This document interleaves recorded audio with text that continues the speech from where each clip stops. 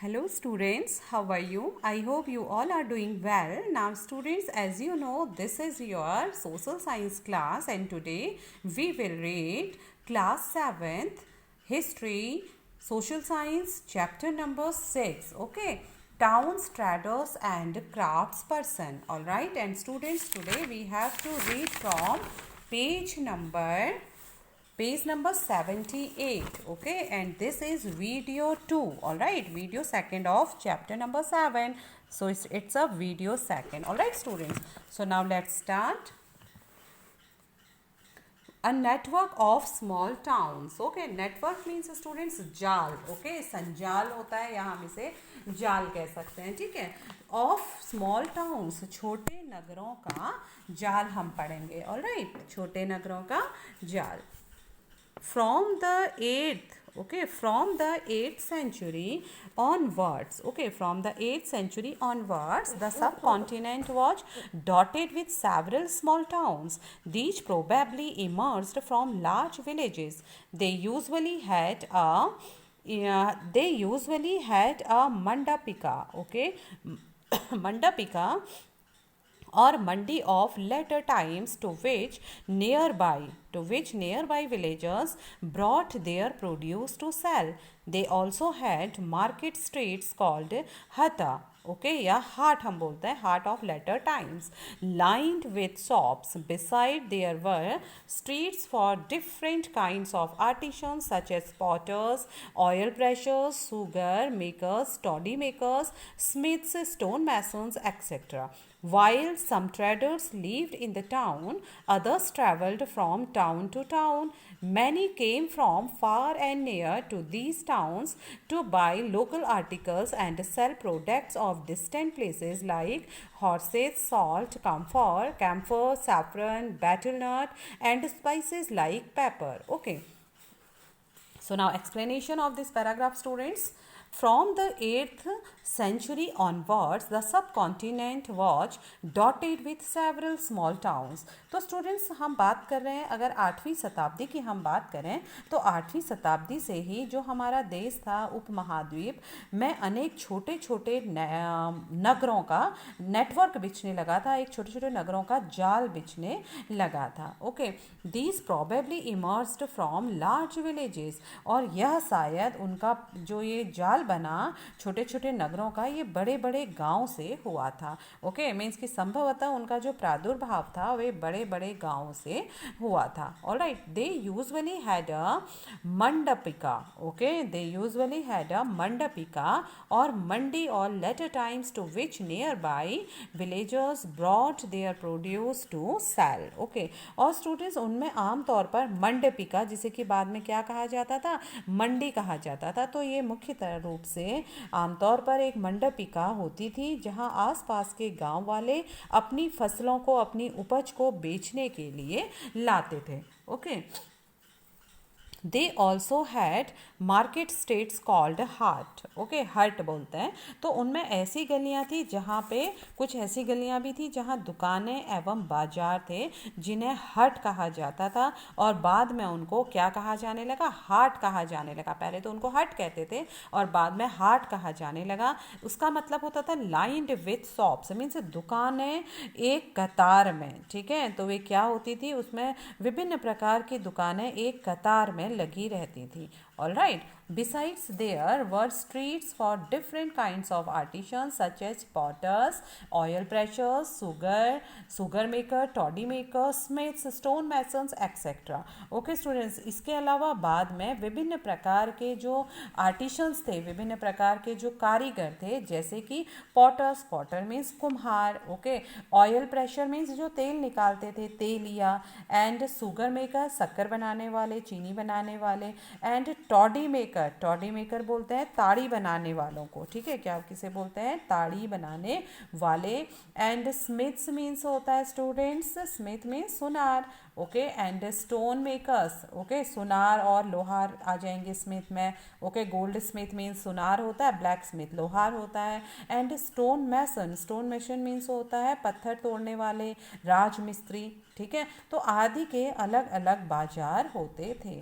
While some traders lived in the towns, other traveled from town to town. Okay, कुछ व्यापारी तो इस नगर में स्थायी रूप से बसकर अपना कारोबार करते थे और कुछ लोग अन्य नगरों से घूम घूम कर बेचने और खरीदने का काम किया करते थे। Okay, Many came from far and near to these towns to buy local article and sell product to distant places like horses, salt, camphor, saffron, betel nut and spices like pepper. Okay, और students आस पास के, ठीक है, many come from near, far and near, आस पास के लोग और दूर दराज के व्यापारी इन नगरों में वहाँ की स्थानीय जो उपज होती थी, लोकल आर्टिकल्स मीन्स जो वहाँ के स्थानीय सामान होते थे, स्थानीय उत्पाद होते थे, उनको खरीदने और दूरवर्ती स्थानों के उत्पाद जैसे घोड़े, नमक, ठीक है, जैसे कि हॉर्सेस घोड़े, सॉल्ट नमक, कैम्फर कपूर, सैफरन केसर, बेटल नट पान सुपारी एंड पेपर मीन्स काली मिर्च आदि के लिए बेचने आदि के लिए आते थे। ठीक है, तो क्या होता था स्टूडेंट्स, 8वीं शताब्दी से ही उपमहाद्वीप के जो अनेक छोटे छोटे नगरों का जाल बिछने लगा था और वे ऐसे हुआ, वे बड़े बड़े गांव से उसका विकास हुआ। उनमें आमतौर पर मंडपिका, जिसे मंडी कहा जाता था, आसपास के गांव वाले अपनी उपज बेचने के लिए वहां आते थे और उनमें कुछ ऐसी गलियां भी थी जहां पर दुकानें और बाजार कतार में लगे रहते थे, लाइन में लगे रहते थे, जिन्हें हट और बाद में हाट कहा जाने लगा। ठीक है, और इसके अलावा वहाँ पर विभिन्न प्रकार के कारीगर, शिल्पी जैसे कुम्हार, तेल बनाने वाले, तेल निकालने वाले, ऑयल प्रेशर जिन्हें कहा जाता है, शक्कर बनाने वाले, सुनार, लोहार, पत्थर तोड़ने वाले आदि के अलग अलग बाजार होते थे। और कुछ व्यापारी तो उसी नगर में रहकर स्थायी रूप से बसकर अपना कारोबार करते थे, जबकि कुछ अन्य व्यापारी नगरों में घूम घूम कर बेचने और खरीदने का काम करते थे। और इसी में स्टूडेंट्स आसपास और दूर दराज के व्यापारी इन नगरों में स्थानीय उपज खरीदने में, यानी कि जो वहाँ की लोकल आर्टिकल्स होती थी, जो स्थानीय उपज होती थी, उसे खरीदते थे और दूरवर्ती स्थानों के उत्पाद जैसे कि जो दूर से सामान लेने, cell products of distant places जैसे हॉर्सेस, सॉल्ट, कैम्फर का सैफरन आदि को बेचने के लिए यहाँ आते थे। ओके, आप देख सकते हैं यहाँ पे स्टूडेंट्स, यहाँ पर पिक्चर दिखाया गया है, अ सिटी मार्केट, शहर की बाजार का ये पिक्चर है। Okay,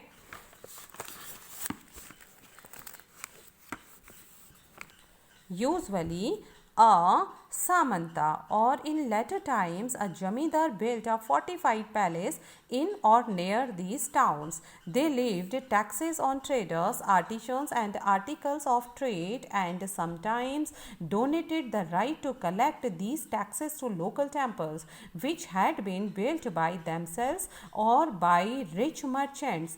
These rights were recorded in inscriptions that have survived to this day. Okay, so usually a samanta. Okay students, तो आमतौर पर, यूजुअली आमतौर पर जब कोई सामंत, ठीक है, जब कोई सामंत यानी परवर्ती काल का कोई जमींदार जब होता था, इन लेटर टाइम्स अ जमींदार बिल्ट अ फोर्टिफाइड पैलेस, वे इन नगरों में या इनके आसपास किलेबंदी कर क्या बना लेते थे, नियर दिस टाउन्स, यहाँ पर पैलेस बना लेते थे, फोर्टिफाइड पैलेस बनाते थे। तो आमतौर पर कोई सामंत यानी परवर्ती काल का जमींदार इन नगरों में या इनके आसपास किलेबंदी कर महल बना लेता था। They levied taxes on traders, artisans and articles of trade and sometime donated the right to collect these taxes to local temples. Okay, they levied taxes on traders, levied means उनसे कर लगाना, ठीक है, कर लेना। तो ऐसे सामंत व्यापारियों, शिल्पकारों तथा उनके व्यापार की वस्तुओं पर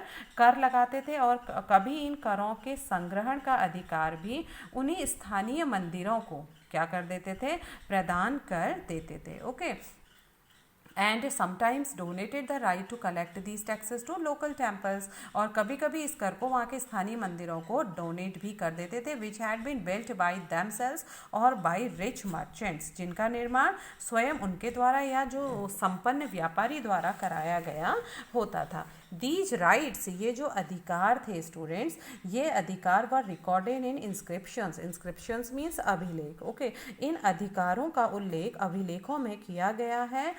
that have survived to this day, जो आज भी पाए जाते हैं. Okay, now next students, taxes on markets. अब हम पढ़ेंगे कि बाजारों पर कैसा कर लगाया जाता था. ठीक है, टैक्सेस ऑन मार्केट्स, बाजारों पर कर. Okay, the following is a summary from a 12th century inscription from Rajasthan which list the dues that were to be collected by temples authorities.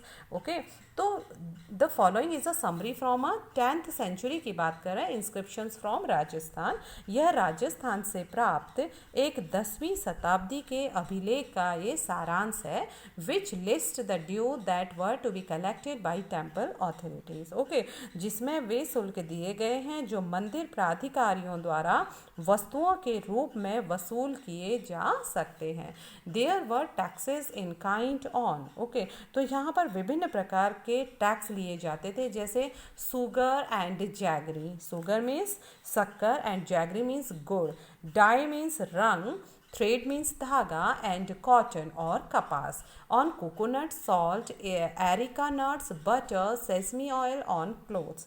और इसके अलावा स्टूडेंट्स, इसके अलावा किन चीज़ों में लिया जाता था? ऑन कोकोनट नारियल पर, सॉल्ट नमक पर, एरिका नट्स सुपारी पर, ठीक है, एंड बटर मक्खन पर, सेसमी ऑयल तिल के तेल पर, एंड क्लोथ ऑन क्लोथ और कपड़ों पर विभिन्न प्रकार के कर लगाए जाते थे. Okay, besides there were taxes on traders, on those who sold metal goods, on distillers, on oil, on cattle fodder and on loads of grain. ठीक है, इसके अलावा व्यापारियों पर, ठीक है स्टूडेंट, इसके अलावा व्यापारियों पर, धातु की चीज़ें बेचने वालों पर, आसवकों पर, तेल, पशुचारे और अनाज के बोरों पर भी कर लगाए जाते थे. ठीक है, इनके अलावा इन चीज़ों पर तो लगता ही था, और इनके अलावा व्यापारियों पर कर लगाए जाते थे. जो धातु बेचते थे उन पर कर लगाए जाते थे. जो डिस्टिलर्स होते थे, जो तेल शोधन का काम करते थे या अन्य शोधन का काम करते थे, उन पर लगाए जाते थे. तेल पर लगाया जाता था. कैटल फॉडर, किसके पास पशु होता था उसके चारे पर, पशुओं पर, और अनाज के बोरों पर भी कर लगाए जाते थे. ओके स्टूडेंट्स, तो इतनी चीज़ों पर क्या होता था? कर लगाया जाता था. Some of these taxes were collected in kind while others were collected in cash. Okay, तो इनमें से कुछ जो कर होते थे students were collected in kind. ठीक है, इनमें से कुछ कर तो वस्तु के रूप में, while others were collected in cash, और कुछ को नकद रूप में वसूला जाता था. तो ये जो कर थे, अगर ये वस्तुओं के रूप में भी इनको वसूल किया जाता था जिनके पास कैश नहीं होता था, और या फिर इनको किसी वस्तु के रूप में या फिर कैश के रूप में, नकद के रूप में इनको वसूला जाता था. Okay, find out more about present day. Okay, find out more about present day taxes on markets. Who collects these? How are they collected? And what are they used for? Okay, तो students, आज बाजार पर लगने वाले जो कर हैं, वर्तमान में बाजार पर लगने वाले करों के बारे में कुछ और जानकारी प्राप्त करिए, और ये प्राप्त करिए, ये पता करिए कि इन्हें कौन इकट्ठा करता है, वे किस प्रकार वसूल किए जाते हैं और इनका प्रयोग किस काम के लिए होता है. हमने ये सब प्रीवियस चैप्टर में भी पढ़ा है स्टूडेंट्स. ठीक है, तो हम जैसे कि आज हम लोग जितने भी लोग हैं वर्तमान समय में विभिन्न प्रकार के हमारे पेरेंट्स कर देते हैं, जैसे हाउस टैक्स है, वाटर टैक्स है, प्रॉपर्टी टैक्स है, लैंड टैक्स है.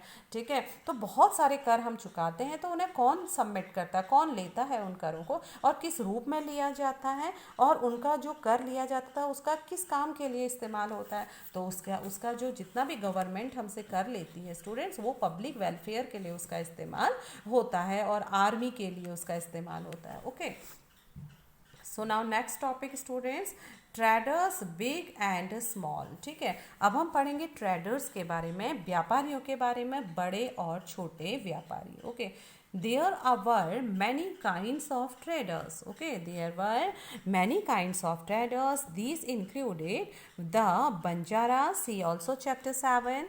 Several traders, especially horse traders, formed associations with headmen who negotiated on their behalf with warriors who brought horses. Okay, there were many kinds of traders. विभिन्न प्रकार के व्यापारी होते हैं. Okay, होते थे उस समय. दीज इंक्लूडेड, उन व्यापारियों में कौन इंक्लूड थे? सबसे पहले बंजारे इंक्लूड थे. ठीक है, उनमें बंजारे लोग भी शामिल थे. उसके बारे में हम चैप्टर 7 में हम देखेंगे. Several traders specially horse traders, और अनेकों व्यापारियों में विशेष रूप से जो घोड़ा व्यापारी होते थे. ठीक है, जो घोड़े के व्यापारी होते थे, फॉर्म्ड एसोसिएशन, वे अपना संघ बनाते थे. ठीक है, वे क्या बनाते थे? अपना संघ बनाते थे. विथ हेडमैन, और उसमें मुखिया भी बनाते थे.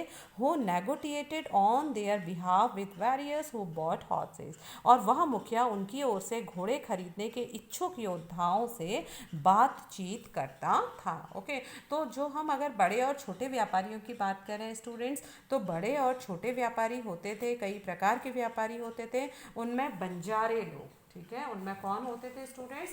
बंजारे लोग शामिल थे. और उसके साथ साथ उसमें घोड़ा व्यापारी, ओके, घोड़ा व्यापारी होते थे. लेकिन जो भी घोड़ा व्यापारी होते थे वे अपना संघ बनाते थे. वे अपना क्या बनाते थे? संघ बनाते थे. और उस संघ बनाते समय उनका एक मुखिया भी बनाते थे. और वही मुखिया घोड़े खरीदने के इच्छुक योद्धाओं से क्या करता था? बातचीत करता था. Alright. Now next paragraph, since traders had to pass through many kingdoms and forests, they usually traveled in caravan and formed guilds to protect their interest. Okay. There were several such guilds in India. Okay, there were several such guilds in South India from the 8th. So students, since trader had to pass, all right, since trader had to pass through many kingdoms, चूँकि व्यापारियों को students अनेकों राज्य तथा जंगलों से होकर गुजरना पड़ता था. ठीक है, जितने भी व्यापारी थे वे अपनी चीज़ों की बिक्री हेतु, उनको खरीदने हेतु एक जगह से दूसरे स्थान जाते थे. और उस रास्तों में, उन मार्गों में उन्हें विभिन्न प्रकार के जंगल मिलते थे. विभिन्न प्रकार के साम्राज्यों से वो होकर गुजरते थे. ठीक है, तो चूँकि व्यापारियों को अनेक राज्यों तथा जंगलों से होकर गुजरना पड़ता था, सो इसलिए वे क्या करते थे? They usually travelled in caravan and formed guilds to protect their interest. Okay, तो इसलिए वे हमेशा कारवां मीन्स काफिले में, मीन्स बहुत सारे लोग एक साथ यात्रा करते थे.